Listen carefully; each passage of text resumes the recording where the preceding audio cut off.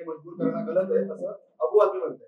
जो देश में हम रहते हैं, ज्या देशामध्ये आपण राहतो तो एक हिंदू राष्ट्र आहे आणि या देशामध्ये राहून अगर आपण राष्ट्रभक्त असाल तर तुम्हाला ह्या देशाचे नियम कायदे, देशाचे झेंडा, देशाचा जो काही राष्ट्रगीत आहे तो स्वीकारायलाच लागेल। नाहीतर तुम्हाला पाकिस्तान आणि कराची आणि बांगलादेश जाण्यामध्ये तुम्हाला कोणी थांबवलेलं नाहीये। पण आमच्या देशामध्ये राहून आमच्या देशाला, तिरंगाला तुम्ही स्वीकारत नसाल, आमच्या राष्ट्रगीताला अगर तुम्हाला स्वीकारत नसाल ना, तर तुम्हाला आमच्या देशामध्ये राहण्याचा काही अधिकार नाही। मी नेहमी सांगितलेलं आहे की आम्हाला राष्ट्रभक्त मुसलमानांची काही त्यांच्यामध्ये आम्हाला तक्रार नाही, पण असे हे जे काही हिरवे कार्टे आहेत जे आमच्या देशामध्ये राहूनच आमच्या राष्ट्रगीताला स्वीकारत नाही, आमच्या तिरंग्याला स्वीकारत नाही, त्यांनी पाकिस्तानमध्ये जाऊन सांगावं ना की आम्ही हिरव्या झेंड्याला सलाम ठोकणार नाही, जिवंत तरी राहतील का? मग असे हे अबू आझमी सारखे हिरवे वळवळणारे सापांमुळेच आज देशाचं वातावरण खराब होत आहे। म्हणून ज्याला राष्ट्रगीत म्हणायचं नसेल, ज्याला आमचा तिरंगा स्वीकारायचं नसेल, त्यांनी पाकिस्तान आणि बांगलादेशमध्ये निघून जावं, त्यांची जागा आमच्या हिंदू राष्ट्रामध्ये नाही। हा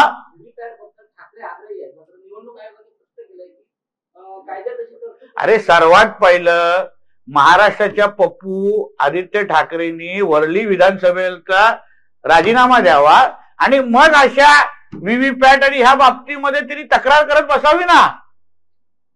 स्वतः ईव्हीएम वर निवडून आलेला आहे तेव्हा काय वाटलं नाही, मग तुम्हाला ईव्हीएम वर एवढी हरकत आहे ना, चला वरळीचा राजीनामा द्या आणि परत निवडून येण्याची हिंमत दाखवा, आम्ही काही हर चला असेल हिंमत तर बोला, नाहीतर उगाच या म्यावम्यावला कोण महत्व देत नाही। पण आता त्याच्यामध्ये नवीन गोष्ट नाही ना, बोगस माणसाकडून बोगसच आरेखाडे आणि कागदपत्र सादर होणार ना, त्याच्यामध्ये नवीन आश्चर्य करण्यासारखी काय गोष्ट आहे? ठीक आहे, काय काय बघा, एक लक्षात घ्या, आदरणीय मुख्यमंत्री साहेब हा विषय हाताळत आहेत, ते स्वतः यांच्याबरोबर बैठक घेणार आहे अशी माझी माहिती आहे। म्हणून आदरणीय मुख्यमंत्रीच्या बैठकीसाठी आपण सगळ्यांनी थोडा संयम ठेवला पाहिजे।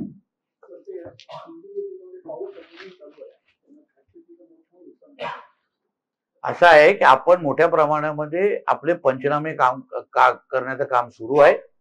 2 मंडळ असे आहेत जिथे 65 मिलीमीटर पेक्षाही जास्त पाऊस पडलेला आहे। मला वाटतं एक मालवणमध्ये आणि अजून एक मंडळ आहे ज्याच्यामध्ये 65 मिलीमीटर पेक्षा जास्त आहे।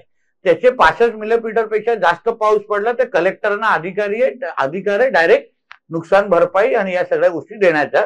मी आश्वस्त करतो तुमच्या पत्रकार मित्रांच्या माध्यमातून सिंधुदुर्ग जिल्ह्याच्या प्रत्येक शेतकरी बांधवांना जेवढं झालेलं नुकसान आहे ते सगळ्याचे आकडे रोज आमच्याकडे येतात, व्यवस्थित पंचनामे केल्याचं काम होत आहे।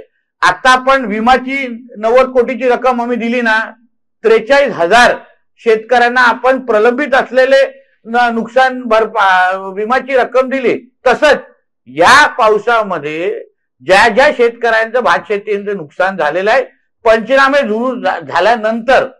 झाल्यानंतर जो फायनल आकडा येईल, जे फायनल अंदाज येतील त्याप्रमाणे जास्तीत जास्त नुकसान भरपाई, मी कुठेही एवढंच देणार तेवढं देणार बोलणार नाही, पण प्रत्येकाला जास्तीत जास्त नुकसान भरपाई त्यांच्या नुकसानानुसार हे निश्चित पद्धतीने दिली जाईल, हे मी जिल्ह्याचा पालकमंत्री म्हणून शेतकऱ्यांना आणि जिल्हावासियांना आश्वस्त करतो।